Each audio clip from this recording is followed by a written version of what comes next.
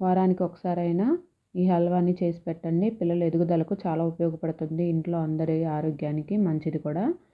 ముందుగా స్టవ్ వెలిగించుకొని ఒక ప్యాన్ పెట్టుకోవాలి.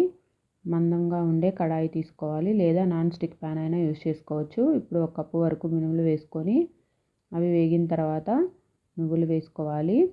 మనకి మినుములు వేగటానికి మినిమం 10 నిమిషాలు పడుతుంది. అవి వేగుతుంటే మనకి స్మెల్ వస్తుంది. అప్పుడు నువ్వులు యాడ్ చేసుకుంటే సరిపోతుంది. ఈ విధంగా 2 వేగిన తర్వాత స్టవ్ కట్టేసుకొని వాటిని చల్లారిన తర్వాత మిక్సీ జార్లోకి యాడ్ చేసుకొని మెత్తగా మిక్సీ పట్టుకోవాలి. ఇలా మిక్సీ చేసుకున్న పౌడర్ని ఒక బౌల్లోకి యాడ్ చేసుకొని ఇప్పుడు అందులోకి 1 కప్పు వరకు రాగి పిండి కూడా యాడ్ చేసుకోవాలి. వీటన్నిటిని 4 కప్పులు వాటర్ యాడ్ చేసుకుంటూ మిశ్రమాన్ని బాగా ఉండలు లేకుండా కలుపుకోవాలి.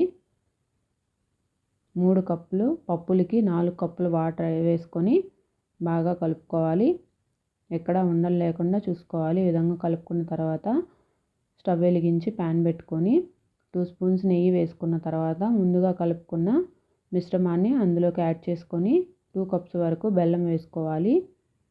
1/2 స్పూన్ యాలకుల పొడి వేసుకొని దీన్ని అడుగంటకుండా కలుపుతూ ఉండాలి.